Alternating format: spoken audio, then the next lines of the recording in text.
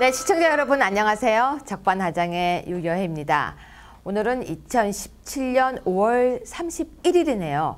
어떻게 보면은 내일이면 다시 6월, 즉 여름이 성큼 다가온 것 같습니다. 여러분 마음은 어떠십니까? 장미꽃이 보이십니까? 여름이 느껴지십니까? 왠지 지금 청문회부터 시작해서 이렇게 5대 비리 세트에 정말 딱딱 맞아떨어져 가고 있는 위장 전입, 그런 등등의 문제에 장관 후보자들을 보면서 가슴이 답답하지 않으십니까? 자, 우리 함께 답답한 마음을 이야기해 봅시다. 적반하장 시작합니다.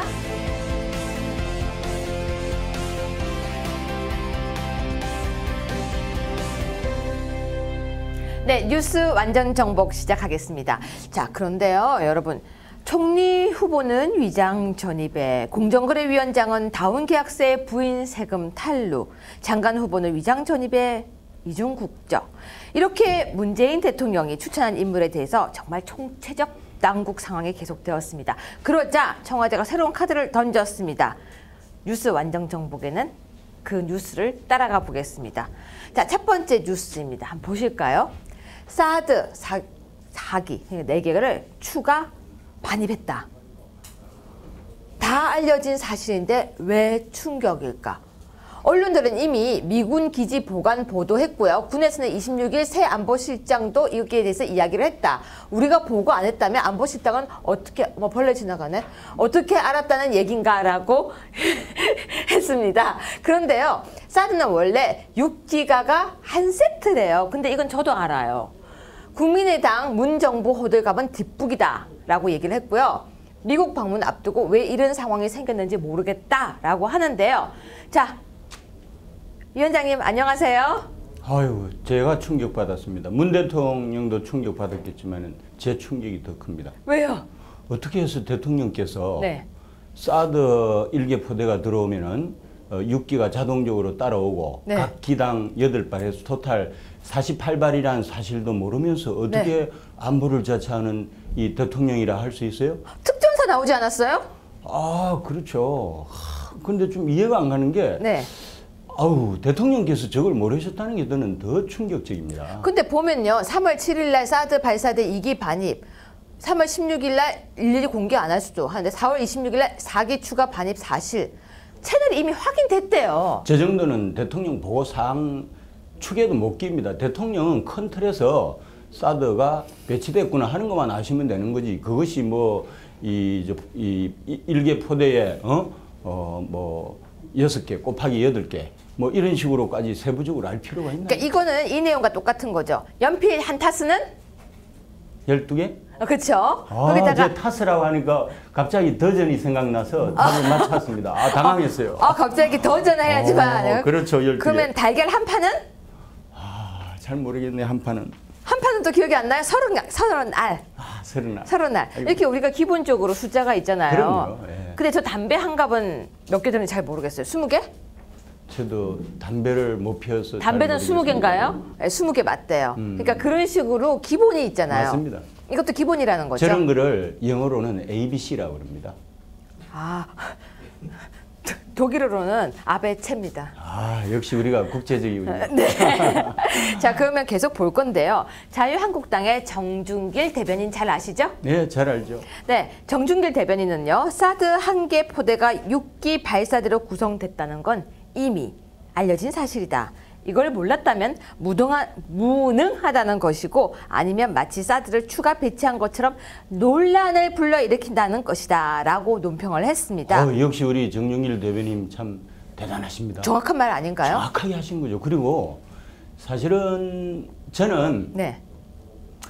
좌파들이 좀 꼼수가 있잖아요. 네. 근데 지금 현 집권당을 바치고 있는 범좌파들은 네. 좀 세련된 좌파들이에요. 네. 그래서 꼼수가 수준이 높아서 보통 국민들을 오도를 하고 있는 거죠. 이 경우 왜 이런 일이 생겼는지 모르시죠? 네. 이겁니다. 지난번에 검찰에 핵심 모종인 서울중앙지검장하고 네. 검찰국장을 특수활동비 명목으로 해서 하방시킨 거 아시죠? 아, 알죠. 왜 그랬는지 아세요? 그건 잘못했으니까 잡힌 거 아니에요? 법무부의 네. 최고 요직이 검찰국장이고요. 네. 그다음에 지검장급에서는 최고 요직이 중앙지검장인데 네. 이 두 사람이 우병우 사단이에요. 정조준에서 이거 팩트인가요? 아 그럼요. 네. 그리고 특수활동비는 250억 이상 검찰에서 매년 써왔는데 그냥 갈래처럼 돼 있던 거예요. 네. 그래서 그냥 옛날에 하듯이 했을 뿐인데 누군가 붙였다는 거 아니에요? 현장을 잡기 위해서. 그래서 결국은 역으로 쳐서 구시대 유산을 정조준해서 네. 이 검찰개혁의 이름으로 지금 박차를 가하는 거고 이거는 네. 국방개혁입니다. 이면에. 네. 한민구 현 국방장관을 비롯해서 네. 구시대 유산들을 정조준하는 거예요. 말도 안 되는 이 충격이라는 특별한 용어를 써가면서 사실 속아내기 작업을 하는 거죠. 그 말이 일리가 네. 있다는 게 지금 충격이라고 했잖아요. 네. 우리가 근데 이 기사를 보면요. YTN에서 이미 4월 26일 날 보도를 했었습니다. 모두가 다 알고 있는 내용이죠. 그리고 우리 정준길 단장의 이야기처럼 6기 발사대로 한 개 포대가 구성된다는 것은 연필 한 타스처럼 다 맞습니다. 알려진 내용입니다. 저도 진짜 이건 알고 있었거든요. 제가 그래 충격받았다고 그랬잖아요. 예. 그런데 정말 뭔가 숨긴 것처럼 뭔가 은밀한 맞습니다. 것처럼 왜 이렇게 심리전을 펼치는 건가? 라는 답을 아까 해주신 거네요. 맞습니다. 그러니까 뭔가 세련되게 하고 있다. 아, 세련되게 하고 있는데 뭐 저 같은 사람한테는 들키는 거죠. 그렇다면 정확하게 할 수 있겠네요. 몰랐으면 무능한 거고, 그렇죠. 그리고 알고 이렇게 했다면 시선 돌리기? 시선 돌리기에 이제 저희가 있기도 하지만은 이걸 빌미로 해서 구시대 주류들, 국방부의 구시대 주류들을 속아내면서 이 국방개혁에 박차를 가하는 거죠. 네, 여러분 보실 때는 어떠십니까? 무능입니까? 시선 돌리기입니까? 두 번째 뉴스 보겠습니다. 자, 두 번째 뉴스는요, 강경화. 강경화 장관 후보. 예. 그런데요, 이분 말이 많습니다. 처음에 나왔을 때 사람들이 신선하다고 했었어요. 그렇습니까? 이렇게 은발 확 날리고 나왔을 때 여자 외교부 장관 너무 멋있다라고 했었는데요. 처음에 또 공개도 했잖아요. 네. 나 딸 때문에 위장 전입했습니다. 용서해 주세요. 그것도 했잖아요. 네. 그때 너무 신선하다는 거예요. 나머지는 아무 문제가 없겠구나. 그런데요, 병력 비리 빼고 다 걸렸대요. 아이고, 그럼 5개 중에 4개가 다 만점이에요. 만점이네요. 그렇죠. 우리가 5점 만점이 아니고 5점에서 4점 이상이면 일단 평균 그럼 넘어섰으니까. 저분이 능력은 검증이 된 분인가요? 그건 저한테 묻지 마시고요. 저한테 한번 물어보세요. 안 물을래요. 아무도 그거에 대해서 이야기를 못 하더라고요. 제가 그까지 좀 아직 검증해 드릴까요? 진도가 안 들어가는 거죠. 그까지는 왜냐하면 능력 검증을 하려면 도덕성을 패스해야 되거든요. 아, 그 1단계 테스트군요. 1단계 예를 들어서요. 처음에 딱 만났을 때 그 사람이 진실한지 아닌지를 보기 전에 뭐부터 봅니까? 일단 외모부터 보죠. 아, 그렇군요. 외모 통과. 외모라는 건 제가 얘기한 건 얼굴이 아니에요. 기본 조건이에요. 조건. 아, 알겠습니다. 5대 비리, 5대 비리가 여기서 제가 얘기하는 그 외모. 겉포장이라는 얘기예요. 역시 기본 뭐. 철칙을 세웠잖아요. 5가지. 5가지 철칙에도 안 맞았잖아요. 그러면 그 이상 들어가서 실력을 검증할 필요가 없다는 거죠. 제가 한마디 여담만 할까요? 해주세요. 이 외교부에서 이 우리 강 장관 후보처럼 이 변방 출신이 오게 되면은 개혁이 상당히 어렵습니다. 대한민국에서 슈퍼 엘리티즘이라고 해서 네. 초엘리트주의로 똘똘 뭉쳐 있는 데가 외교부예요. 네. 이 외교부에서 대개 이제 성진골이 누군가 하면은 소위 말해서 서울대 외교학과를 나와가지고 외교부도 성골진골이 있어요. 아우 성진골이 압도적으로 지배하죠. 아니 2017년 대한민국에 그런 게 있단 말이에요? 귀족 집단이에요. 자기들끼리 리그에서는. 그래요? 서울대 외교학과 나와서 외시한 사람들이 성진골 그룹이에요. 그 안에서. 성진골. 그러면은 육두품은 누구예요? 육두품은 뭐 다 변방들이죠. 뭐. 아, 그래요? 네. 근데 잠깐만요. 우리가 육두품 진골, 성골 말고 이거 잠깐만 한번 볼게요. 제가 좀 더 설명드려야 되겠습니까? 그래서 네. 외교부는 전통적으로 최고 엘리트들은 정무를 합니다. 네. 정무는 대개 양자 외교예요. 참고로 그 상하이 총영사이셨습니다. 네. 네, 상하이 총영사였습니다. 그다음 두 번째는요 다자 외교가 있어요. 네. 다자 외교의 중심은 유엔입니다. 통상 외교가 있는데 통상 외교의 중심은 이 제네바 WTO 세계 무역 기구가 있는 곳인데요. 무슨 전쟁가 봐요. 저런 걸 다 알다니. 네. 전통적으로 외교부의 엘리트 코스는 꿈이 뭔지 아세요? 외교부 장관, 그다음에 주미대사, 인사위원장인 제1차관이 최고 요직이에요. 그래요? 근데 그 요직에 보내는 거네요? 아니죠. 이렇게 다자 외교 출신이거나 통상 외교 출신들은 외교부 1차관이 된 전례도 없고 그 다음에 주미대사가 된 전례도 없고 외교부 장관이 된 전례가 없습니다. 그러니까 그 전례를 깨고 지금 되는 거네요. 외부인이잖아요. 그러니까 전례를 깨고 지금 올라가는 거네요.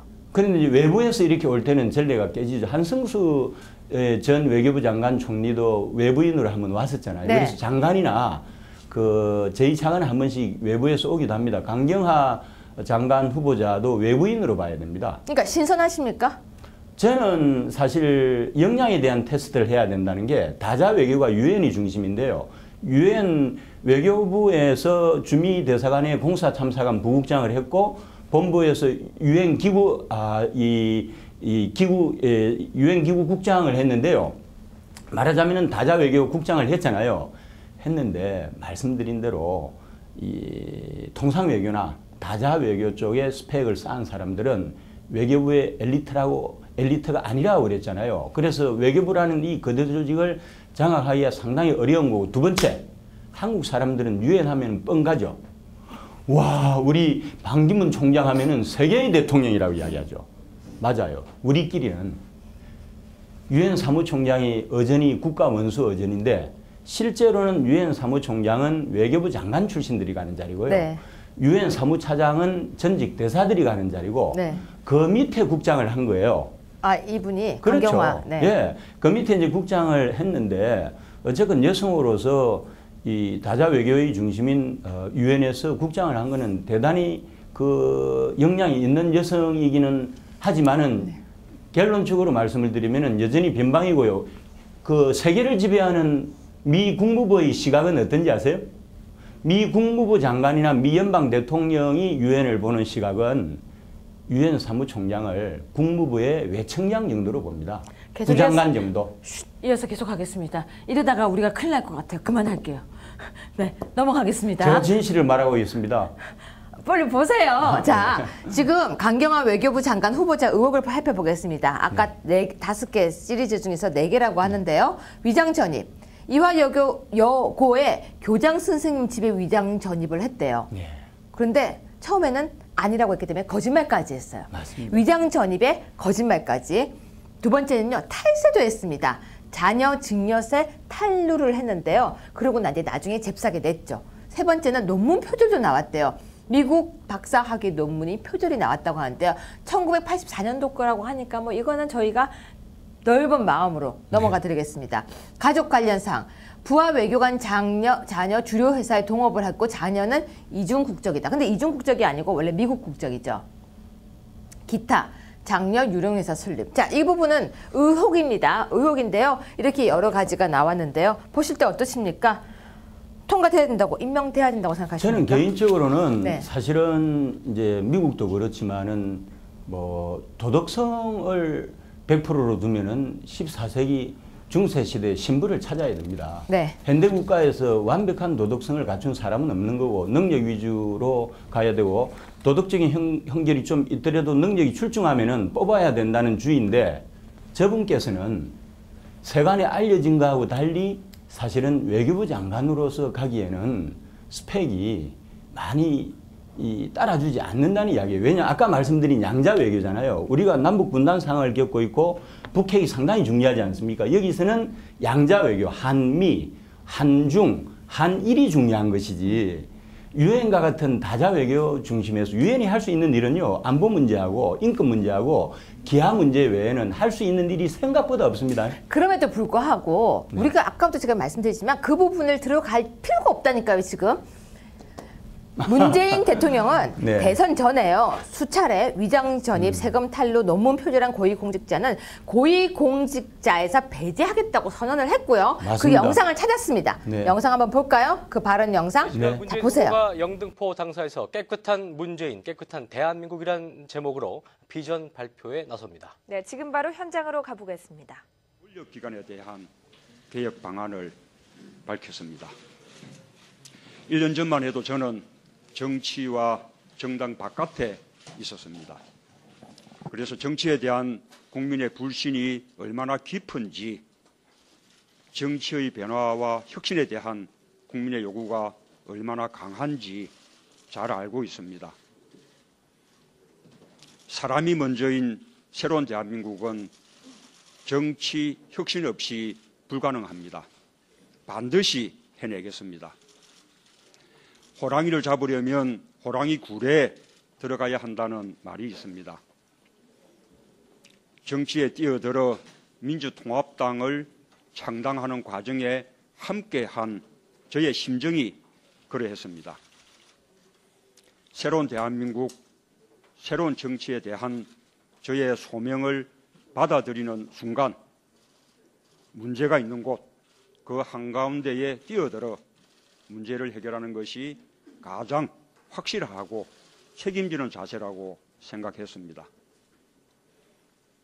저는 지난 월요일 대통령을 포함해 정치권이 기득권과 특권을 내려놓아야 하고 이를 실천하기 위한 방안으로 책임 총리제, 선거제도 개혁, 지역구 축소와 비례대표 확대, 선거구 획정위원회의 독립기구화, 그리고 공천권을 국민에게 돌려드리는 방안에 대해 말씀드렸습니다. 품격 있는 상생의 정치를 위해 여야정 정책협의회를 상설화하겠다는 약속도 드렸습니다. 어제는 검찰, 경찰 등 권력기관이 정의를 바로 세우고 국민을 위한 기관으로 거듭나도록 하기 위한 방안으로 정치검찰 청산, 대검 중수부 수사기능 폐지, 검사의 청와대 파견 금지, 법무부의 탈검찰화와 함께 고위공직자 비리수사처 신설, 검경 수사권 조정에 대해 말씀드렸습니다. 또한 일제강점기와 유신의 잔재인 정보기능 경찰 조직을 폐지하고 그 인력을 민생 치안 분야로 전환하겠다고 말씀드렸습니다. 오늘 저희 새로운 정치 구상 세 번째로 반부패 정책에 대해 구체적으로 말씀드리고자 합니다. 우리 사회에 만연한 부정부패를 청산하기 위해 첫째, 국가청렴위원회를 부활하겠습니다. 이명박 정부는 반부패 종합대책기구인 국가청렴위원회를 국민권익위원회로 통합했습니다. 국가적 차원의 독립적인 반부패 조직이 사라졌습니다. 우리의 부패인식 지수는 지속적으로 하락하고 있습니다. OECD 가입 34개 나라 가운데서 27위를 기록하고 있습니다. 비위 면직자도 증가하고 있고 특히 이명박 정부 들어 최고위 공직자들의 부정부패는 눈뜨고 볼 수 없는 지경입니다. 저는 부정부패가 공정한 사회로 나아가는데 가장 큰 걸림돌이라고 생각하고 있습니다. 부정부패 문제를 해결하기 위하여 국가청렴위원회를 다시 독립기구로 만들겠습니다. 둘째, 공직사회와 재벌의 부정비리를 근절하겠습니다. 월요일에 간단히 말씀드렸습니다만 다시 한번 강조하여 말씀드립니다. 윗물이 맑아야 아랫물이 맑아진다고 했습니다. 공직사회와 재벌의 부정부패, 정경유착을 근절하지 않고는 대한민국이 바로 설 수 없습니다. 저부터 실천하겠습니다.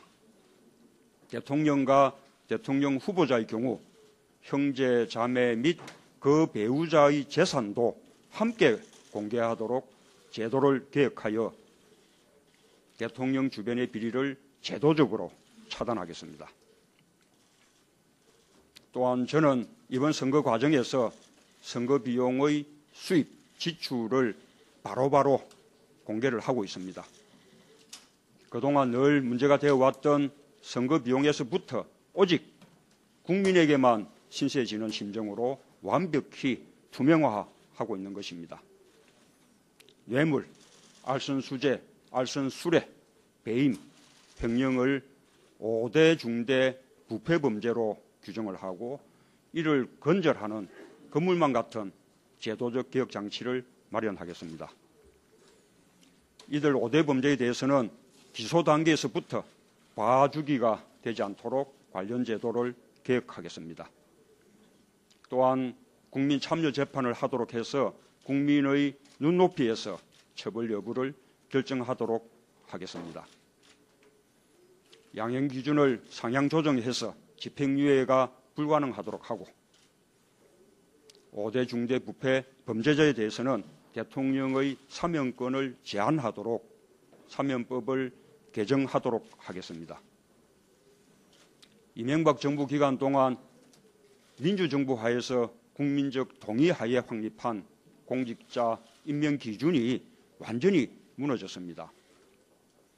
부동산 투기, 세금 탈루, 위장 전입, 병력 비리, 논문 표절이 이명박 정부 공직 임용의 필수 조건이라는 말까지 생겼습니다. 5대 중대 부패 범죄자와 함께 이 5가지 사항에 해당하는 경우 절대 공직자로 임용하지 않겠습니다. 특히 이러한 사항을 담은 엄격한 공직자 인사검증 매뉴얼을 만들고 이를 법제화하겠습니다. 셋째, 공직사회와 재계의 검은 유착을 차단하겠습니다. 공직자들이 퇴직 후 유관기관이나 대규모 법무법인에 취업하여 사실상 로비스트로 활동하는 것은 공공연한 비밀입니다. 공직사회가 정치 권력보다 시장 권력에 장악되어 국민보다는 업계의 이익을 대변한다는 그런 말까지 나오는 상황입니다. 이를 바로잡아야 합니다. 그래야 국민을 위한 정책 수립과 엄정한 법 집행이 가능합니다. 공직자의 유관기관 취업 제한 제도를 보다 강화하고 그 대상 범위를 법무법인 등으로 확대하겠습니다. 공직자가 퇴직 관료와 접촉 시 부처감사관실에 서면 보고하도록 의무화해서 부적절한 로비를 차단하겠습니다. 넷째, 뿌리 깊은 부패 구조를 청산하기 위하여 공직사회뿐만 아니라 민간 영역까지 공직신고자 보호제도를 강화하도록 하겠습니다. 권력형 부정부패나 기업의 비리는 내부자의 제보 없이는 이를 적발하여 처벌하기 어려운 점이 있습니다. 이런 점에서 부정부패를 추방하려면 사정당국의 적극적인 역할, 또 제도적 개혁과 함께 내부의 공익신고를 활성화하여야 합니다. 그러나 공익신고자가 제보로 인해 갖게 되는 부담에 비해서 이들을 보호하는 제도는 미흡한 것이 현실입니다. 공익신고로 인해 불이익이나 처벌을 받지 않도록 확실히 제도를 정비하겠습니다. 공공영역의 공익신고자 보호를 위한 더 체계적인 절차를 마련하고 피해 회복뿐만 아니라 사전 보호 조치를 강화하겠습니다. 민간 영역에 있어서도 공익신고의 적용 범위를 확대하고 신고자의 신분 노출을 방지하는 등 사전 보호를 철저히 하겠습니다. 나아가 구제 조치의 실효성을 보완하고 포상제도를 강화하여 공익신고자들이 문제없이 사회생활을 할 수 있도록 확실한 개혁을 하겠습니다.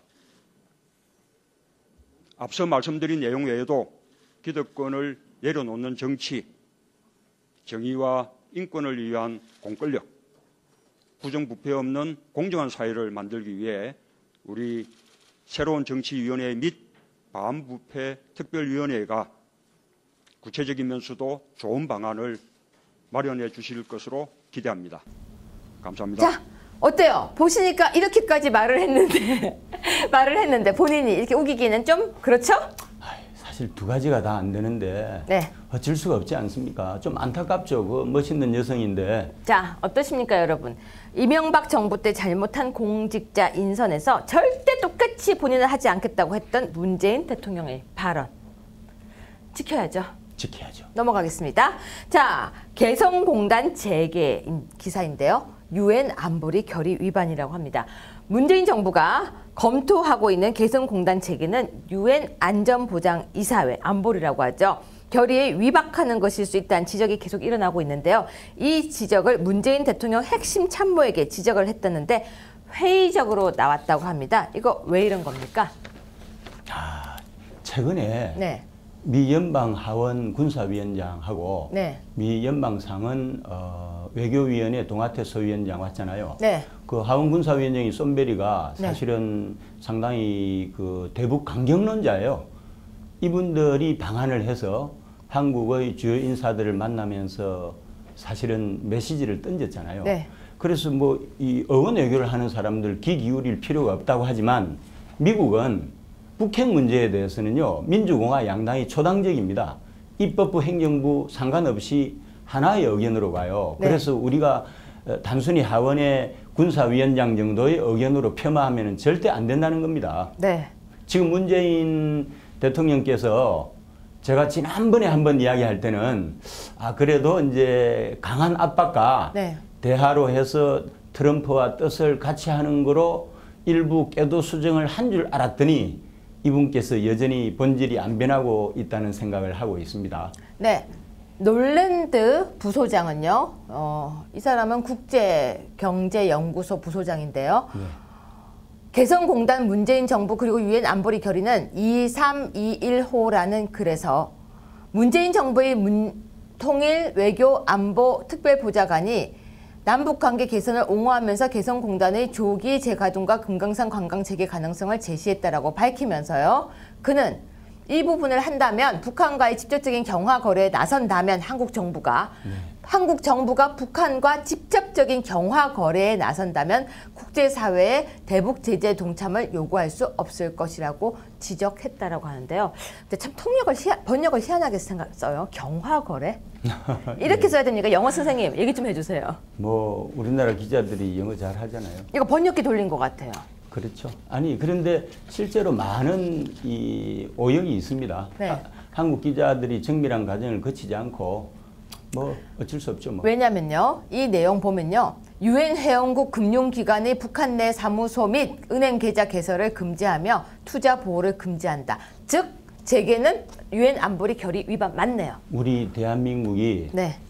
이 개성공단 사업을 재개를 하게 되면은 우리도 제재 대상국이 된다는 사실 아십니까? 여기서 얘기해 줬어요. 그렇죠. 네. 거기 들어가 있잖아요. 네. 그래서 이 메시지를 잘 읽어야 됩니다. 이 한 개인도 나홀로 살 수가 없듯이 네. 한 국가도 나홀로 살 수가 없어요. 지 혼자서 국제적인 맹화로 살겠다면 되는데 우리나라는 주변 사강하고 공동 운명이잖아요. 네. 그러면은 주변 사강을 존중하면서 같이 가야 되네. 특히 우리의 혈맹인 미국의 의사를 존중해야 된다는 이야기입니다. 결국 유엔 안보리 결의 위반이 맞는 거네요. 그대로 가면은 그렇죠. 네, 그다음 뉴스 보겠습니다. 네. 혹시 위원장님 죽어서 개쓰레기 신세 될 줄이야. 이거 무슨 내용인지 아시겠어요? 저거 독해가 저렇게 난해한 문장은 처음 봤어요. 강아지 키우십니까? 키우는데 제 집 강아지는 저하고 위계 질서에서 침대에서는 저하고 동급이고 식탁에서는 제가 조금 높아요. 강아지 키우신 지 얼마 되셨어요? 키운 지 꽤 오래됐죠. 이 애가 14년. 등록하셨습니까? 98세. 등록은 안 했는데 98세예요. 아니 등록 안 하셨어요? 예. 벌금 35만 원이네요. 몰랐습니다. 2014년 10월경부터 반려견 등록제가 시작되었습니다. 그래서요. 그렇습니까? 등록을 하지 않으면 35만 원 정도 대충 과태료를 부과하게 되어 있습니다. 제가 모시고 사는데 노인네를 98세. 상관없습니다. 등록을 안 하시면요. 과태료거든요. 어휴 돈 벌었네. 그런데 빨리 등록하겠습니다. 그게 아니라요. 너무 이상한 거는 16% 정도가 등록을 했대요. 유기견 방지를 위해서 이 제도를 만들었는데 국민들이 등록을 하지 않고 있다고 합니다. 그 이유 중에서 우리나라는 굉장히 반려견에 대한 애착심이 강함에도 불구하고 네. 등록에 대한 거부감은 강하대요. 두 번째는 제도가 칩을 심거나 아니면 목에 목걸이를 달게 되어 있는데요. 네. 칩을 심는 거에도 거부감이 있대요. 자식으로 생각하는 거죠. 좀 그런 게 있죠. 또 하나는 우리나라는 정말 보신탕이라는 먹는 문화가 아직도 있다는 거예요. 네. 그렇기 때문에 이 정말 동물에 대한 위치가 되게 강아지에 대한 위치가 애매하다고 합니다. 강아지 지금 노년 노견이라고 하셨잖아요. 98세. 예. 그런데 14년. 만약에 강아지가 내 곁을 떠나고 난 뒤에 네. 어떻게 처리하실 겁니까? 저는 산에 가서 묻어주려고 하고 있죠. 네, 벌금 30만 원이 넘을 겁니다. 한 300만 원 될걸요? 아, 야산에 묻어. 야산 매립죄. 아이고, 이거 뭐 오늘 돈 많이 버네요. 아니 그 변호사님이 왜 그러십니까? 아, 개법은 잘 몰랐습니다. 이 개법이 아니고요. 그런데요, 지금 우리 현재 법은요, 네. 강아지가 만약에 죽으면 쓰레기 봉투에 넣어서 버리게 돼 있어요. 너무 심하네요. 그런데 어떤 사람들은 음식물 쓰레기냐 그냥 일반 쓰레기냐까지 질문을 하더라고요. 일반 쓰레기 봉투입니다. 강아지는요 매년 15만 마리가 죽고 있는데 대부분이 야산에 묻으면은 불법 매립이에요. 화장을 하면요. 그래서 지금 그 얘기하는 거예요. 아, 그렇군요. 화장도 불법이에요. 화장도 불법이에요? 그 사람들이요 우리 동네에 화장터를 만들지 말라는 거예요. 예. 강아지 화장터 싫다는 거. 지자체 내줬던 허가 취소도 하고요. 무허가가 우후죽순으로. 제주에는 아예 시설이 없어요. 아. 그래서 죽어서 개 쓰레기 신세가 되는 거예요. 야, 이제 이해가 갑니다. 이거 어떻게 정말 생각하십니까? 난해한 문장이었어요. 너무 심하네요. 반려동물 장례 시설이 들었으면 땅값이 떨어진다는 갈등을 하고 있다고 합니다. 어떻게 생각하십니까? 저것도 결국은 이기주의죠. 뭐. 동물을 친구로 생각하고 자식으로 생각하고 가족으로 생각해서 마지막까지 그 반열에 올려놔야지. 동네에서 이건 싫다는 거죠. 있는 건. 자기들도 키우면서. 그런데요. 우리나라는 개의 격은 없습니다. 견격은 없어. 견격이라고 그러나요? 견격은 없습니다. 독일은요. 헌법에서 사람 그리고 물건 예. 거기다가 동물 세 가지를 보호하고 있습니다. 아, 독일 그렇습니까? 헌법에는. 근데 우리나라는 사람과 물건으로 나누고 있죠. 아. 그럼 개는 결국 우리나라는 물건에 들어갑니다. 물건이군요. 다음 이 부분 저하고 한 번 더 얘기해 보실래요? 재밌을 것 같습니다. 네, 죽어서 개 쓰레기 기사 이 아. 내용이었습니다. 여러분 생각할 거리가 굉장히 많은 기사죠. 그 다음 속보입니다. 김상조 부인 영어 학원장 하면서 소득세 탈루 의혹이라고 합니다. 중앙일보 단독인데요. 김상조 이분 또 의혹이 터졌습니다. 김상조 공정거래위원장 후보자 부인 조모 씨가 영어 학원장으로 재직하면서 소득세를 탈세한 것으로 포착된다라고 중앙일보가 보도했는데요. 영어 강사 자격이 안 되는데도 영어 강사가 되었다 해서 의혹도 받고 있는데 소득세 탈루까지 있습니다. 어떻게 보십니까? 공정거래위원장은 재벌 검찰이라고 그러잖아요. 근데 이분은 또 그런 사람으로 적격하다면서요. 재벌 검찰 저격수로는 적격자이기는 하죠. 그렇지만은 한국의 대부분의 파워 엘리트들이 지배 엘리트들이 공사구분의 경계에서 헤어나지를 못했고 이분도 그 중에 한 분이네요. 결국은. 공정거래위원장이 공정하지 않는 모습을 보면서 한마디를 짧게 요약해 주십시오. 구시대 기득권 세력들의 초라한 자상이죠. 넘어가겠습니다. 네. 자, 혹시 서울로 7017 이곳 아십니까? 언뜻 들어본 것 같습니다. 언뜻요. 서울역에 있는 하늘공원 말씀하시는 거죠? 왜 또 하늘공원입니까? 올라만 가면 다 하늘공원입니까? 그렇죠. 하늘이. 네, 여기는요, 지금 서울역 고가 보행길인 서울로 7017인데요. 개장 10일 만에 투신 자살 사건이 발생했습니다. 32살의 카자흐스탄인이 밤 11시 50분에 고가 보행길에 스스로 떨어졌다고 합니다. 서울로가 이미 개장하기 전부터요. 투신 사고 빈발할 수 있다라고 지적이 나왔고요. 그 우려에 의해서 계속해서 좀 고가를 높이자라고 난간을 높이자라는 이야기가 나왔었는데도 불구하고 왜 대책을 박원순 시장은 세우지 않았을까요? 왜 무시를 했을까요? 그 목소리에 대해서. 자, 여기 위인데요. 보세요. 여기가요, 자살 충동을 느끼기 좋은 곳이라는 말도 있습니다. 자, 보시면 어떠십니까? 지금 서울로가 아니라 자살로가 되어버린. 근데 그런 사건이 발생하면 다른 사람들 왔다 갔다 할 때도 굉장히 두려움이 있고요. 그렇죠. 예. 또 맞습니다. 갑자기 단어가 생각 안 나는데 이게 무슨 효과도 있대요. 갑자기 단어가 생각 안 났어. 무슨 베르테르 효과인가? 맞죠? 베르테르 효과 맞죠? 네. 베르테르 효과라고 해서 따라하기 효과가 있대요. 어떻게 어. 보십니까?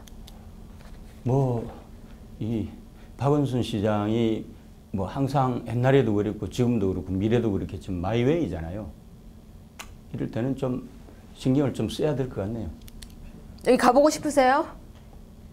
살고 싶습니다. 저는 우리 김정기 위원장님과 이야기를 하다 보면요. 가끔요. 외계에서 오신 분 같기도 합니다. 여러분은 어떠십니까? 오늘 댓글에는 김정기 위원장님에 대한 응원글도 댓글에서 많이 부탁드리겠습니다. 자, 여러분 오늘 뉴스 정보 하나하나 보니까 어떠십니까? 사실 개쓰레기 이 부분은 제가 굉장히 관심이 많습니다. 저는 우리나라도 동물에는 격이 있어야 된다고 생각합니다. 독일은요. 개에게는 의무와 그리고 해야 할 개의 의무와 개의 권리가 있습니다. 개의 권리까지. 네, 개는요 산책을 받을 권리가 있고요. 견권이네요, 그러니까. 견권입니다. 예. 그리고 개는 공부를 해야 될 의무가 있습니다. 공부를 해야 될 의미도 있어요. 사람 물지 마, 앉아, 이리 와, 그리고 안 돼에 대한 공부죠. 자, 여러분 이 부분은 다음에 다시 이야기를 한번 독일이 나눠보겠습니다. 참 멋있는 나라네요. 고맙습니다.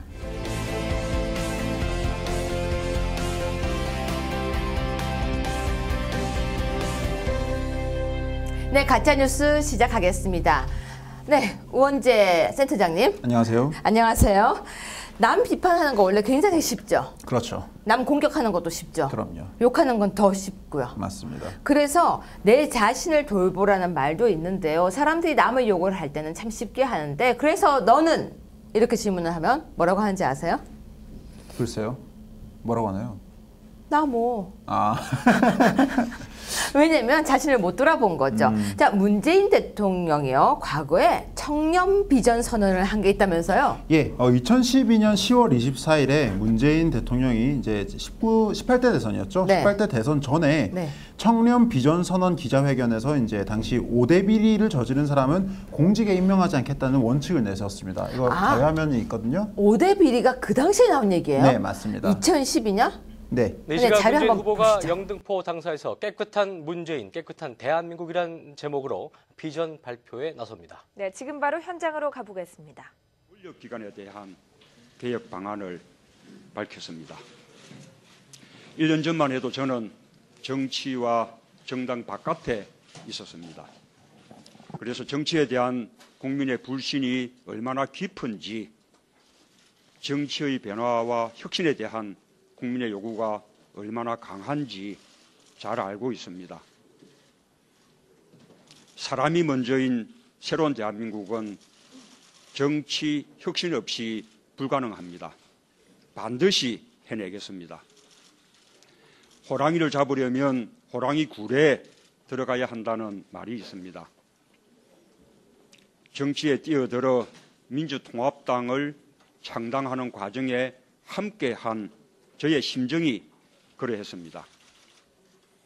새로운 대한민국, 새로운 정치에 대한 저의 소명을 받아들이는 순간 문제가 있는 곳, 그 한가운데에 뛰어들어 문제를 해결하는 것이 가장 확실하고 책임지는 자세라고 생각했습니다.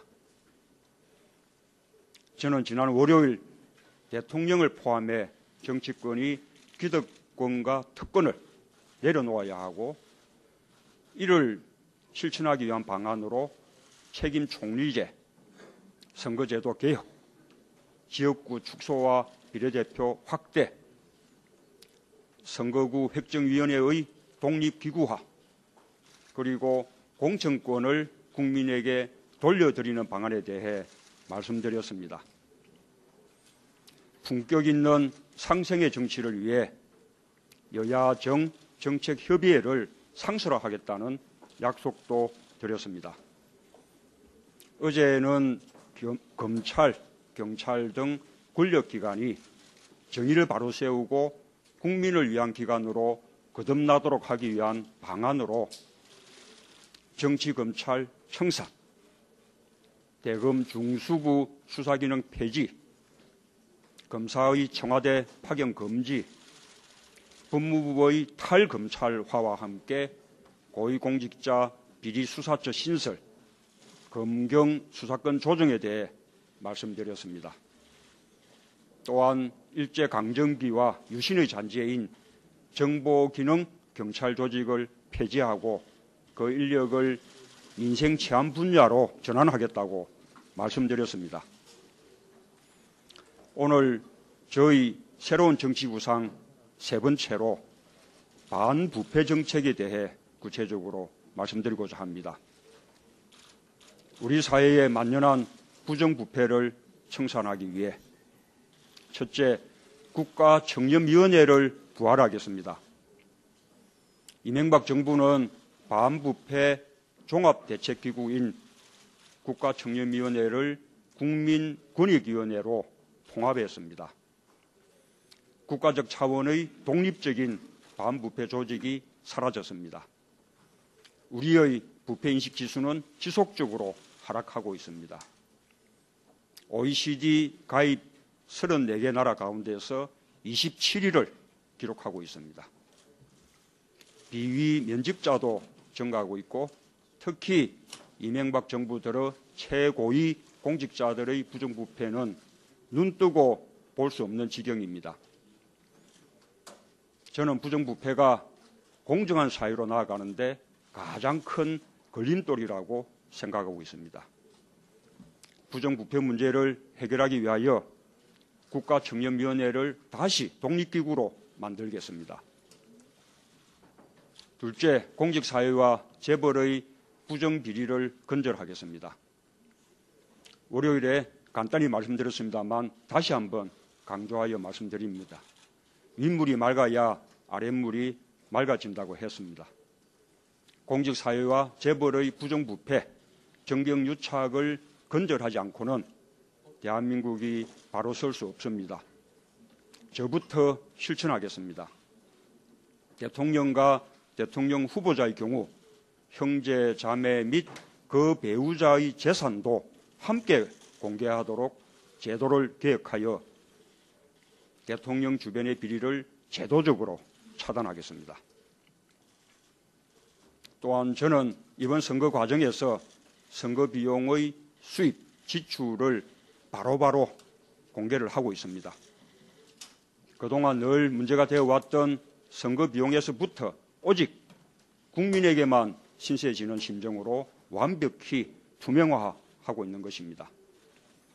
뇌물, 알선수재, 알선수뢰, 배임, 횡령을 5대 중대 부패범죄로 규정을 하고 이를 근절하는 건물망 같은 제도적 개혁 장치를 마련하겠습니다. 이들 5대 범죄에 대해서는 기소 단계에서부터 봐주기가 되지 않도록 관련 제도를 개혁하겠습니다. 또한 국민 참여 재판을 하도록 해서 국민의 눈높이에서 처벌 여부를 결정하도록 하겠습니다.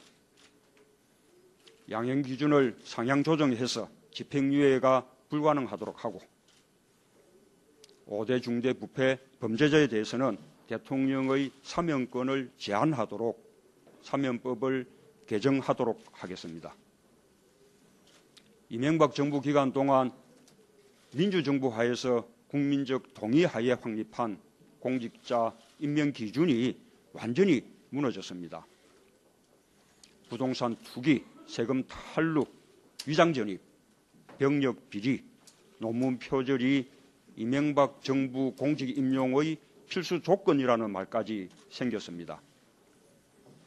5대 중대 부패 범죄자와 함께 이 5가지 사항에 해당하는 경우 절대 공직자로 임용하지 않겠습니다.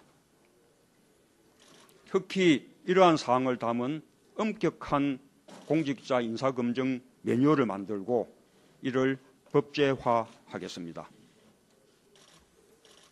셋째, 공직사회와 재계의 검은 유착을 차단하겠습니다.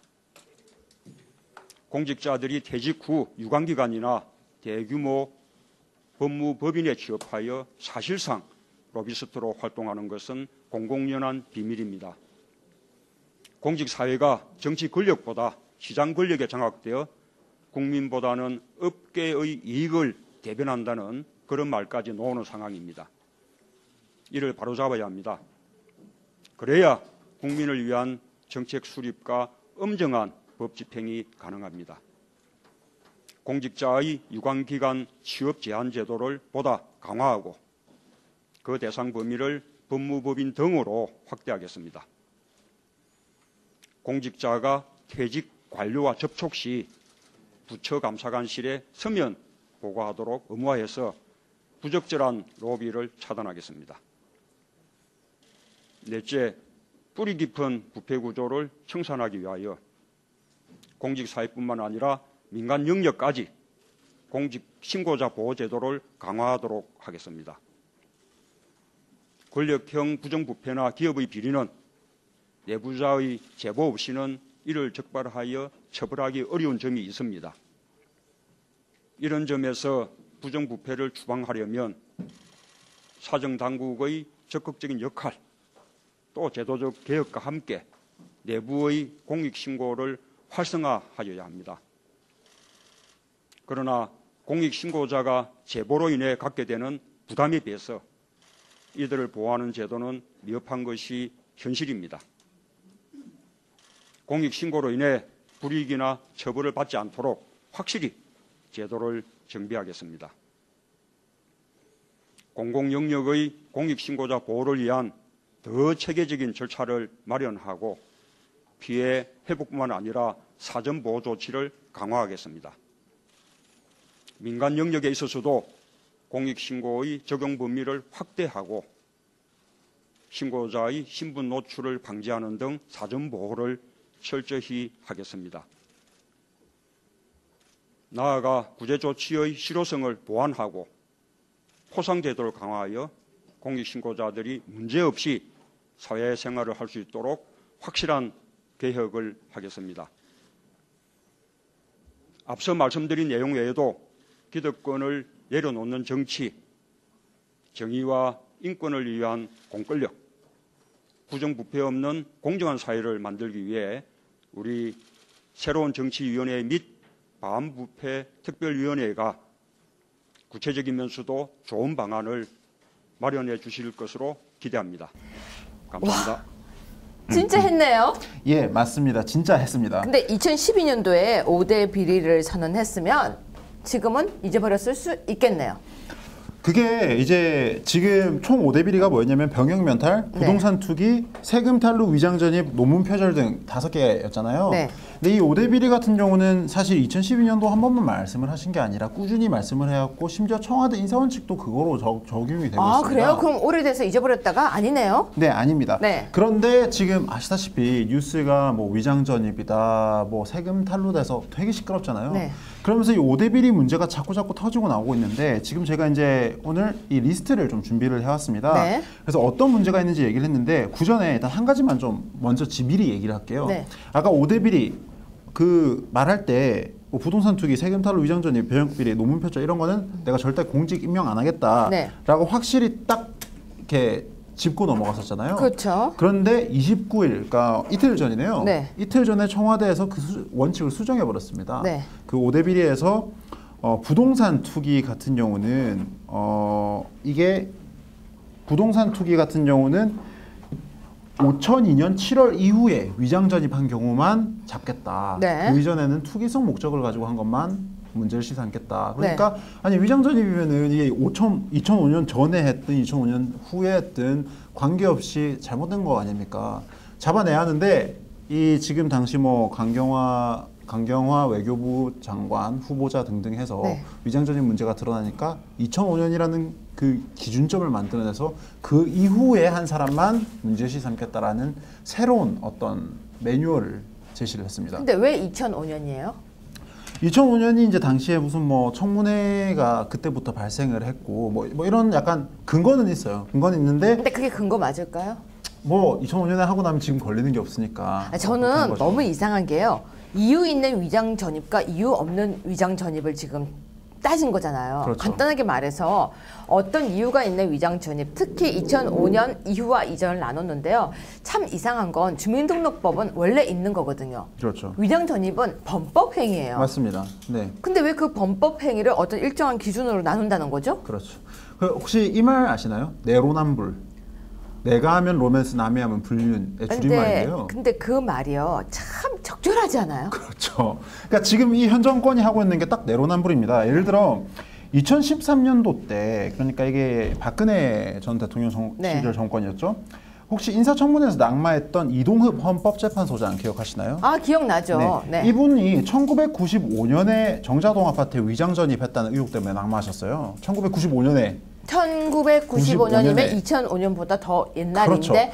그때 그거 가지고 그렇게 문제를 시켜서 물어 뜯어가지고 낙마를 시켰는데 이제는 2005년 이후만 문제시 삼겠다라는 새로운 기준이 생긴 겁니다. 근데 네. 그뿐만이 아닙니다. 이명박 정부 때도 당시에 인사청문회에서 2008년에 낙마했던 박은경 환경부 장관 후보자 같은 경우도 위장 전입 시기는 1983년이었습니다. 그러니까 이미 수십 년 전의 문제까지 다 잡아내던 분들께서 갑자기 정권이 바뀌고 나니까 우리 정권 때는 2005년대 이후의 것만 잡아내겠어라는 새로운 기준을 제시를 한 거죠. 자, 2012년에 청렴 비전 선언을 해서 5대 비리는 절대 공직에 임명하지 않겠다라고 하셨는데요. 2012년 10월 24일에 한 자료 화면이네요. 근데 2012년도에 그렇게 이야기했다가 청와대에 들어가면서 역시 똑같은 기조를 유지하다가 갑자기 네 사람들이 사건이 빵빵 터지니까 아니라고 29일에. 이야기하는 거. 새롭게 제시한 거지. 2005년 이후에만 잡아내겠다. 네. 그러니까 이 정도까지는 좀 기준을 만들겠다라고 그렇죠. 했는데요. 이게 양해입니까? 그게 이제 문제입니다. 이제 문재인 대통령께서 이제 대통령님이시죠. 대통령께서 당시에 이제 회의를 하시면서 공개 발언을 하셨어요. 네. 그러면서 정확히 뭐라고 하셨냐면은 본인이 이게 지금 국정 공백이 너무 심해지니까 네. 이걸 최소화하기 위해서 이거를 이제 자기는 빨리 본인의 인사를 채우려고 네. 하는데 자꾸 이거를 정치화한다. 아니 인사검증이 왜 정치화 문제입니까? 이거는 이 고위공직자의 도덕성 검증이 문제인데 네. 이걸 자꾸 정치화되면서 이 빨리 지명하고자 했던 저의 노력이 허탈한 일이 됐다. 그러면서 그 당시 하셨던 말이 야당 의원들과 국민께 양해를 당부드린다. 그러니까 사실 이거는 죄송스럽다라는 말씀이 나오거나 아니면 송구스럽다는 국민께 송구스럽다는 말씀을 쓰셔도 충분히 될 문제예요. 왜냐하면 본인이 지목하신 측근 인사들이 계속해서 5대 비리 관련해서 문제가 터지고 많은 국민들이 우려를 표하고 계신데 그거에 대해서 송구스럽다 내지는 뭐 철저하게 검증을 해서 바꾸겠다 이런 말씀이 아니라 정치화시키지 마라. 야당 의원들 빨리 해야 한다. 그리고 양해를 당부드린다. 이런 굉장히 좀 뭐 적절한 표현인지는 모르겠습니다만 뻔뻔한 반응이 나온 거죠. 문득 이런 생각이 들었어요. 만약에 길을 가다가요, 우리 우 센터장님이 지나가다가 어떤 사람을 탁 부딪혔어요. 그러니까 지나가다가 탁 친 거예요. 그럼 뭐라고 얘기하겠어요? 아유 죄송합니다 해야죠. 그렇죠. 근데 탁 치고 난 이제 양해를 그렇죠. 바랍니다. 양해를 당부드립니다. 양해를 부탁드립니다. 세금 탈세하고 양해를 당부드립니다. 위장 전입 딱 하고 양해를 당부드립니다. 그리고 또 있어요. 그런 다음에 세금도 내지 않고 가만히 있다가 어머 제가 공직에 나가네요. 세금 급하게 내고 지금 세금 냈습니다. 냈죠? 양해를 당부드립니다. 그리고 이거죠. 위장 전입 저는요 어떤 투기 목적이 아니에요. 저는 저희 애들 때문이에요. 그리고 위장 전입한 것은 문제점이 없습니다. 이렇게 얘기했는데 어디다 전입했죠? 뭐 선생님 집, 교장 맞습니다. 선생님 집. 교장 선생님 집에 위장 전입하는 사람 많아요? 잘 없죠. 근데 그 교장 선생님 참 좋은 사람 같아요. 그러니까 사실 전학 오려고 하는 이게 애들한테 주소도 주고. 그러니까 이게 사실 이제 지난 정권 때 가장 큰 이슈였던 최순실 게이트에서 네. 정유라 건과 굉장히 비슷한 어떤 특혜와 어떤 편법의 연속인데 이게 그 당시에는 무슨 탄핵까지 이어졌던 문제인데 지금은 이렇게 큰 문제시 안 되는 것도 좀 이해가 안 되는데 지금 말씀하시는 사람이 강경화 외교부 장관 네. 후보자입니다.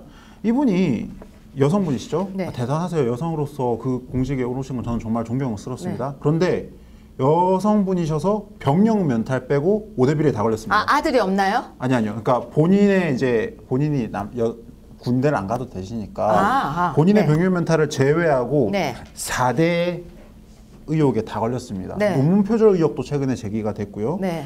그뿐만 아니라 이제 위장 전입 아까 있었죠.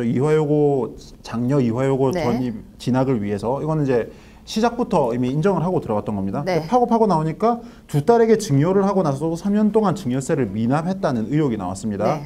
그리고 이제 이게 후보 지명 이틀 뒤 2017년 5월 23일에 납부를 하셨어요. 그리고 딸이 세운 회사에 강 후보자와 함께 근무한 부하 직원이 초기 투자금 대부분을 출자했다는 의혹도 나왔고요. 강경화 본인은 이제 창업에 개입하지 않았다고 밝혔지만 의혹이 계속해서 나오고 있는 겁니다. 그러니까 지금 이 아까 5대 이 중대 부패 범죄에 관련해서 부동산 투기, 세금 탈루, 위장 전입, 논문 표절 다 지금 의혹이 나온 거예요. 병역 비리 빼고. 자, 이렇게 청렴결백을 강조하던 대통령께서 이렇게 문제가 되고 있는 공직 후보자가 나왔는데 왜 반응을 참 좀 본인께서 나서가지고 비판하셔야 할 부분을 자꾸 그렇게 감싸는 듯한 뉘앙스를 보이는 게 좀 굉장히 안 좋게 보여요. 그런데 문제는 그게 다가 아니죠. 지금 이번에 이낙연 후보자도, 그러니까 후보도, 총리 후보도 여러 가지 문제가 제기되고 있었는데, 네, 이번에 맞습니다. 김상조 공정거래위원장, 특히 공정거래위원장이 공정하지 않는 희한한 모습을 보여요. 그러니까 아, 나 이제 알겠다. 보통 그거 알죠? 조폭들이 등 뒤에다가 착하게 살자. 그건 안 착해서 그러잖아요. 그렇죠. 공정하지 않아서 공정거래위원장? 우리다 불태워지고 괴멸당할 것 같아서. 아, 나 이제 네. 모르겠어요. 그냥 막 자, 갑시다. 우리 공정하신 공정거래위원회 위원장으로 지목되신 김상조 네. 위원장 관련해서 좀 찾아보면은 네. 일단 위장 전입이 두 차례가 있습니다. 네. 위장 전입이 두 차례가 있고 제일 큰 게 다운 계약서 논란입니다. 다운 네. 계약서 논란. 이게 네. 뭐냐면은 1999년에 서울 목동 현대 아파트를 1억 7천만 원에 매입한 뒤에 네. 세무서에 5천만 원에 샀다는 다운 계약서를 냈다는 그 의혹이 제기됐습니다. 그건 진짜 공정 안 한 거란 말이에요. 공정하지 않은 거죠. 아니, 제가 왜 아까 그렇게 당당하게 얘기했는 줄 알아요? 제가 왜 당당하게 이야기했냐면 이건 공정하지가 않아요. 국민이 누가 봐도 공정하지가 않은 거예요. 그렇죠, 그렇죠. 그런데 공정하지 않은 걸 공정하지 않다라고 하는 것도 그게 괴멸돼야 된다면 그거는 저도 국민인데 국민의 한 사람으로서 할 말은 하고 살아야죠. 멋있다. 멋있다. 아니, 그렇지 않아요? 맞습니다. 그리고 네. 어차피 이제는 저도 모르겠어요. 이런 거 할 말 안 할 말 가리다 보니까요. 사람이 참 비겁해지는 것 같아요. 그렇죠. 그러니까 뭐 그럼 나온 김에 다 파봅시다 신나게. 아, 파요. 예. 무서워요? 괴멸? 뭐 이미 전 괴멸 당하고 있어서. 저는 이제 겁도 안 나요. 이제 얘기합시다. 좋습니다. 예, 네. 뭐 김상조 공정거래위원회 위원장께서는 아들 군특혜 의혹도 있더라고요. 아, 그것도 있어요. 예, 네, 아들이 또요. 소총병으로 배치된 뒤에 4개월여 만에 근무병으로 보직과 특기가 전환되었고요. 네. 전역을 5달 앞두고 매달 5일에서 9일 정도 휴가를 계속해서 나오셨습니다. 아니 근데 이 사람 있잖아요. 생각보다 되게 이렇게 공정하고 그 재벌 저승사자 그런 분 아니에요? 맞습니다. 그런데 이제 그런 어떤 뭐 이것도 어디까지나 의혹이니까 파헤쳐봐야 하는데 이것까지 나온 것만 해도 큰 거죠 분명히 사실. 의혹이고요. 지금 의혹인데 의혹임에도 불구하고 우리가 계속 이야기하는 건 의혹에 대한 해명을 하라는 거죠. 맞습니다. 네. 그러니까 뭐 이런 것들, 그러니까 공정거래위원회 위원장께서 보직에 맞게끔 굉장히 공정한 삶을 살아오셔야 하는데 지금 의혹이 나온 대로만 따지면 온갖 편법을 다 저지르신 거 아니십니까? 그렇죠. 그리고 예를 들어 우병우 민정수석 같은 경우는 운정변 뽑았다는 거 가지고 그 특혜니 난리니 그렇게 나섰는데 네. 지금 이거 같은 경우는 사실상 더 큰 특혜 정황이 있는 거거든요. 네. 이런 것도 분명히 짚고 넘어가야 할 부분이고요. 뭐 말고도 문정인 통일 외교안보 특별보좌관 같은 경우는 후보자죠. 아들 1998년에 현재 아마 보좌가 됐을 겁니다. 네. 아들 1998년에 미국 국적을 취득해서 병역을 면제받았고요. 뭐 이런 정황들이 계속해서 노이즈가 나오고 있습니다. 장하성 정책실장 같은 경우는 아들 허리 디스크로 4급 판정을 받아서 공익근무요원으로 군복무를 대체했는데 이것도 이제 뭐 왜 공익이 됐냐? 물론 당연히 허리 디스크로 심각해서 공익으로 갈 수가 있어요. 근데 그런 거에 대해서 일단 노이즈가 지금 워낙에 이번 정부에서 인사 관련해서 문제가 많이 나오니까 정확히 어떻게 허리 디스크 받았고 이런 것도 좀 철저하게 밝혀야 할 부분이 아닌가 저는 그렇게 생각을 합니다. 네, 센터장님, 제가 네네. 이 이야기를 하다 보니까 느낀 게 지금 제일 이렇게 머리 싸매고 누운 사람이 누군지 알 것 같아요. 대통령? 대통령 본인이신가요? 본인이죠. 지금 아이고 여기도 믿었는데 여기도 문제 터져 저기서 터져 뻥뻥 터져 거기다가 대통령의 의지와 정말 딱 맞게 5대 비리라고 이야기했더니 거기에 세트를 맞춰주고 있잖아요. 그렇죠. 하지 말라라고 했는데 하고 하라라고 한 것처럼 어쩌면 이렇게 악구가 딱 맞게 떨어집니까? 근데 뭐 대통령님 본인 아드님께서도 취업 특혜 의혹이 있는 상황에서 네. 약간 서로 약간 이해하는 그런 게 아닐까요? 그래. 아니요, 전 그렇지 않을 어른들이 거라고 이런 거 생각해요. 아닐까요?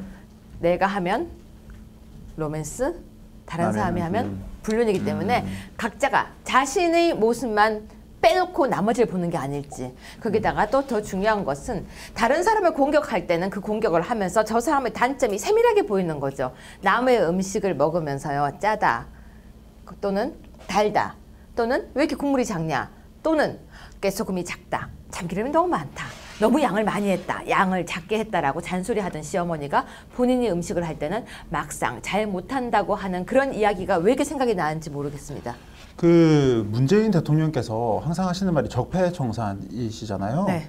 저는 당연히 어떤 사람이든 막말로 탈탈 털어서 먼지 안 나온 사람이 어디 있겠습니까? 네. 누구든 편법을 저지를 수 있고 누구든 비리 정황에 포착이 될 수가 있어요. 전 제가 이 정부에서 바라는 거는 그렇게 적폐청산, 그렇게 청렴결백을 외치면서 탄생한 정부니까 네. 투명성만큼은 좀 확실하게 해서 비리가 있으면은 비리가 있다, 의혹이 있으면은 뭐가 이런 게 의혹이었고 우리가 잘못한 거다. 아니 누가 있으면은 누가 있는 거냐 솔직하게 인정을 하고 어차피 지금 이렇게 밀어붙일 거면은 인정을 하고 좀 넘어갔으면 좋겠습니다. 투명성이 중요한 거죠. 그런데요, 우리 방송을 보고 어제 누가 댓글을 달아줬더라고요. 그래, 나 문바다. 그 댓글 다는 사람이 그렇게 써놨어요. 나 문바다. 너희 다 가만히 안 둔다. 너희 지금 방송하고 있는 거 다 찍어서 내가 신고하고 너희 가만 안 둔다라고 써놨더라고요.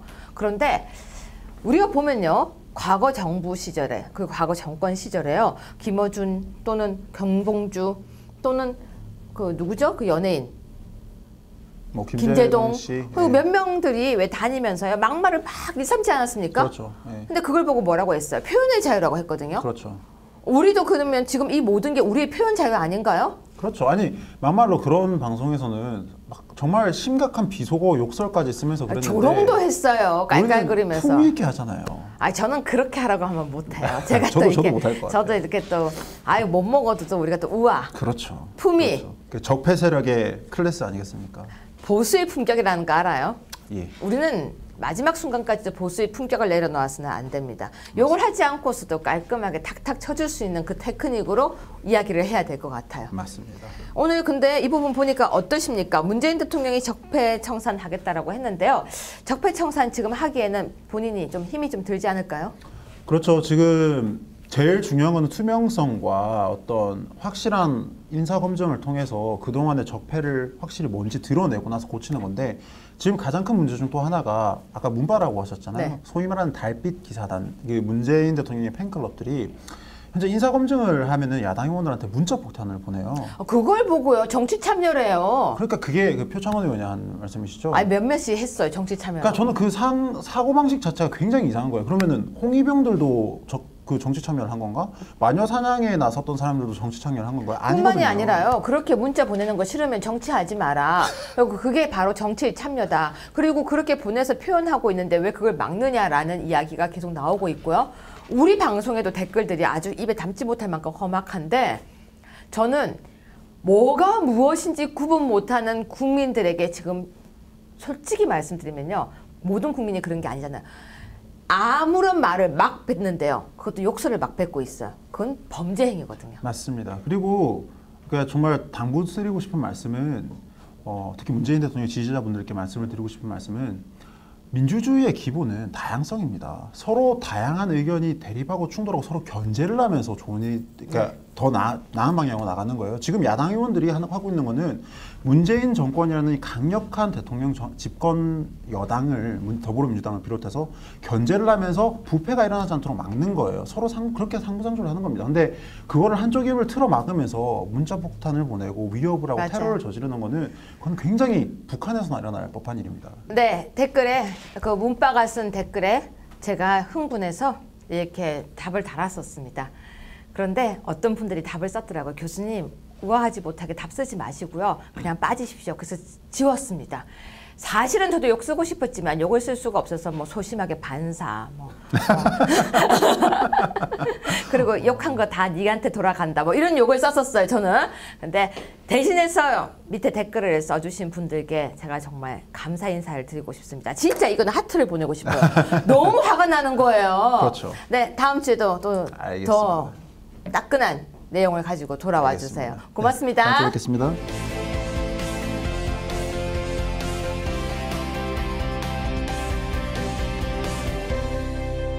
네, 시청자 여러분, 지난주에 정혜원 당협위원장이 나오시니까 댓글이요. 다들 저렇게 해야 된다. 저렇게 시원하게 말씀을 해주셔야 된다. 그래, 나머지 보수 비겁한 거 맞다. 라고 댓글을 달아주셨습니다. 오늘 다시 모셨습니다.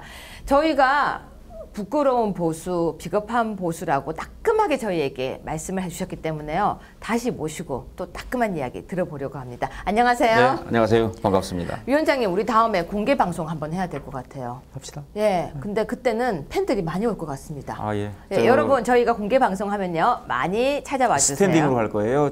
의자에 앉아서 할 거예요. 원하시는 대로 합시다. 앉는 게 더 좋으시죠? 스탠딩으로 해서 한 500명만 하죠. 오늘 저한테 말씀하고 싶은 주제가 있다고 하셨잖아요. 네. 예. 아니 그냥 탄핵 이후에 예. 그 제 느낌. 예, 그냥 편히 하고 네. 싶다고 하셔서 제가 그냥 정말 하고 싶은 말씀 마음껏 그냥 편히 하세요. 네. 그 이제 탄핵과 관련된 집회가 둘이 있었잖아요. 네. 촛불 집회. 근데 딱 그 답이다. 그게 두 가지를 이제 연상을 하게 되는데요. 촛불 집회 가면은 딱 떠오르는 게 사회주의가 답이다. 유인물들이 그렇게 나돌고 있었거든요. 아, 그랬었어요? 그럼요. 전 그 근처를 아예 안 갔어요. 이석기 석방하라. 그거는 방송으로 봤습니다. 이석기 석방하는 것만이 진정한 자유민주주의 국가이다. 사회주의가 답이다. 그게 나왔고, 네. 그다음에 우리 이 태극기 이 집회에 가면은 계엄령이 답이다. 실제로 이 피켓 들고 많은 사람들이 계엄령이 답이다. 기억나요. 기억나요. 네. 그러니까 사실은 군대가 일어나는 건 정말 말도 안 되는 얘기거든요. 답이다가 그 뜻이었군요. 예. 저는 무슨 불교 용어인 줄 알았어요. 답이다. 답. 그래서 저는 무슨 경전에 나오는 되게 멋진 말인 줄 알고 옆에서 이렇게 딱 듣고 있는. 미안해요. 저는 정말 미안해요. 안 멋져서. 경전에 예. 왜 이렇게 남이함이 답을 하듯이잖아요. 왜 경전에 쭉 나오는 그런 멋진 말인 줄 알고 답이다 그래서요. 예. 기대하고 이렇게 있었는데 답이다. 근데 그게 이쪽에서는 답이 이석기 석방이고 예. 여기 아니 사회주의가 답이고 사회주의가 답이고 여기는 계엄령이 답이고. 근데 이 주제를 직접 뽑으신 거죠, 위원장님이? 이거 현장에서 느낀 거죠. 너무 진짜 깜짝 놀랐습니다. 네, 그래서요. 그래서 이제 그렇게 많은 구호들이 있었는데 그 말보다는 그 느낌이 탁 와닿는 게 태극기 든 시민들이 수많은 사람들이 발 동동 구르는 소리가 지금도 귓전을 맴도는 것 같아. 발 구르던 거의 계속 나가셨다고 하셨죠? 아마 반 이상은 나갔어요. 예. 그 추운 그러니까 겨울에. 왜냐면 안타까우니까. 그 죄도 아닌 걸 가지고 탄핵시킨다 그러니까는 막 안타깝고 마지막 날은 그 헌재 앞에 그 결정이 나는 딱 순간 여기저기서 통곡하는 소리가 그냥 막 들렸고 그래서 이번에 참 그래도 대한민국이 아주 절망은 아니구나 그런 생각을 하면서 많은 사람들이 그 카톡에 유튜브에 올린 것들을 또 카톡으로 전하고 하는 그 네. 과정에서 쭉 몇 분들을 네. 이제 알게 됐는데 특히 김평우 변호사. 네. 이분은 미국서 편안한 생활하고 공부하고 강의하고 그렇게 그냥 편안한 생활 하실 분이 갑자기 달려온 거예요. 탄핵을 탄핵한다는 책을 예. 쓰셨죠? 네. 참 이런 분이 애국자가 아닌가 그런 생각이 들어요. 네. 진정한 애국자. 그다음에 그 종교인 중에서도 여러분들이 계시는데 특히 기억나는 건 신소걸 목사 옛날 코미디언. 네.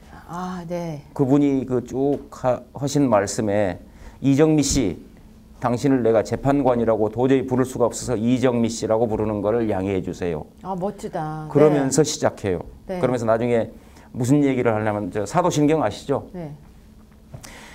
당신의 행위가 옳지 못한 부분에 대해서는 후세 사람들이 사도신경 외울 때 본디오 빌라도 얘기하는 것처럼 당신의 이름이 많은 사람 입에서 회자될 거다. 그걸 명심하라. 그렇게 얘기를 했어요. 네. 그래서 참 보면은 진짜 신소걸 목사도 그렇고 한성주 장군 아까 계엄령이 답이다. 그렇게 말씀하셨던 그분도 땅굴안보 국민연합 이제 대표를 맡고 계시는 장군인데 이분도 그 얘기할 때마다 아주 막 입에서 피를 토하듯이 말씀을 하셔요.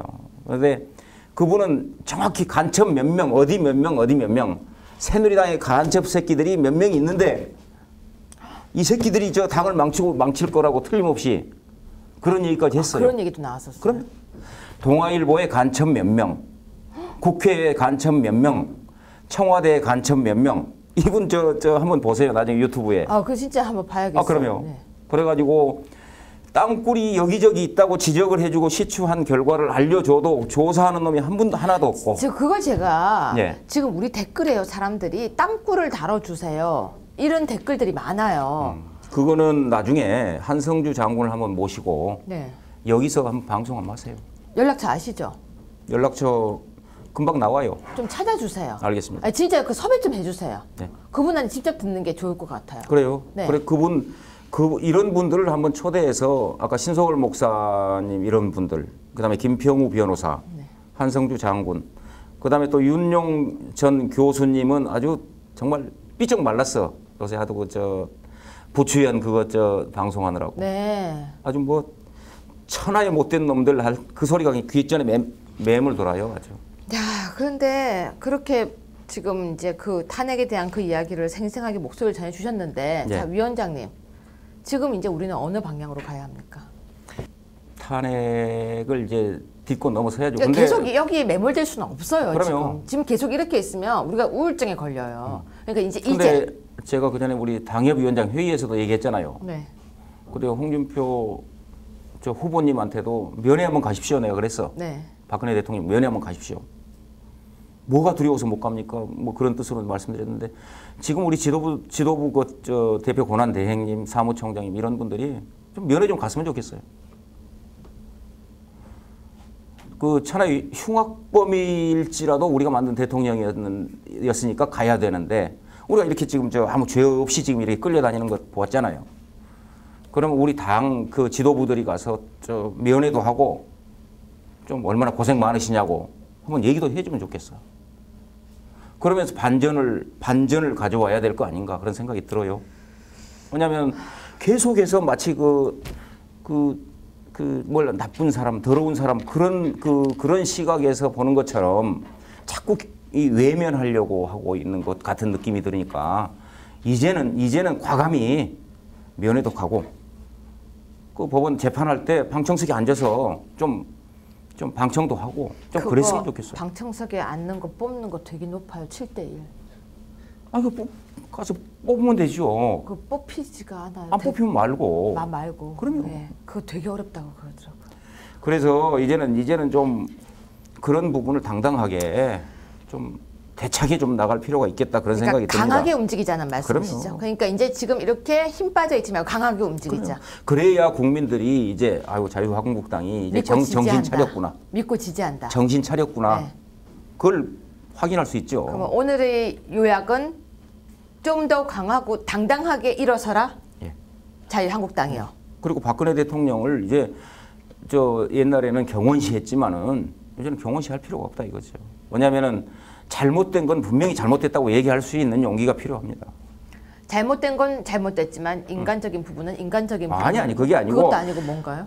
탄핵과 이 구속 수사 재판 이런 것들이 다 잘못됐다.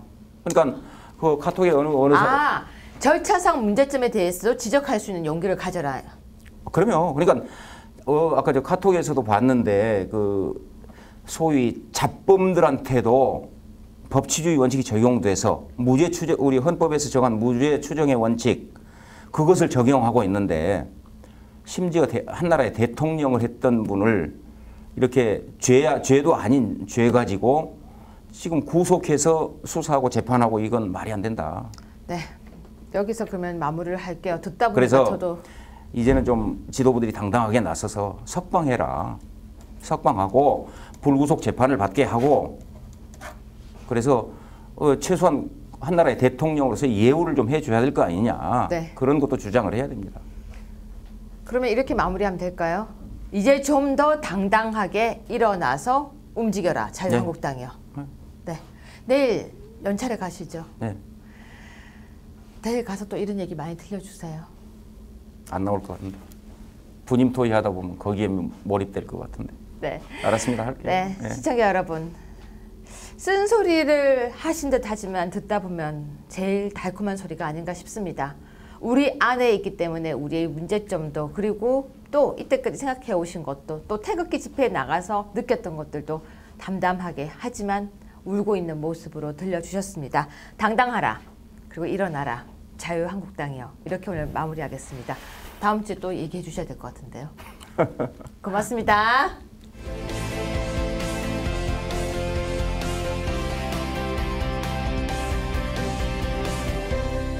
네, 2017년 5월 31일 수요일 한결의 사설입니다. 여당 의원 4명 입각, 관료사회 혁신 계획이 되기라고 되어 있는데요. 이 내용을 보면은 이제 여당 의원들이 들어가니까 정치인 장관에 거는 기대 뭐 이런 내용들이 있습니다. 그런데요, 여기에 쓰여진 내용은요, 정치인 장관들은 무엇보다 부처 내부 이해관계에서 벗어난 외부자의 시선으로 발상의 전환을 꾀하는 일이 중요하다. 그렇기 때문에 소신 장관을 기대하고 있다라는 격려의 글이네요. 하지만 저는 이 사설에 반박하겠습니다. 솔직히 왜 정치인 장관을 지금 등용시키십니까? 이유 뻔한 거 아닙니까? 국회의원이기 때문에 청문회 쉽게 넘어가자. 이때까지요, 국회의원 장관들은 청문회에서 낙마한 경우가 거의 없었다고 합니다. 지금 앞에서 이거 아니겠구나, 이거 큰일 나겠다, 신선함 너무 좋았죠. 특히 강경화. 이런 문제들이 발생을 하니까 신선함에 따르는 위험 부담이 싫어서 혹시라도 갑자기 의원들을 다다닥 입각시키는 것이 아닌가 하는 의혹을 제기해 봅니다. 그런데요, 의원 입각은요, 안전성은 있지만 신선함은 아주 떨어집니다. 하나도 신선하지 않아요. 더더욱 그전부터 돌고 있었습니다. 누가 입각할 것이란 얘기. 다 알고 있는 이야기, 신선하지 않게 입각 지금 하고 있는데요. 편하게 입각은 할 수 있을지 모르겠지만 국민들은 생각보다 실망이야 라고 할 수 있다는 거 꼭 생각해 주셨으면 좋겠습니다. 내일 다시 찾아오겠습니다. 고맙습니다.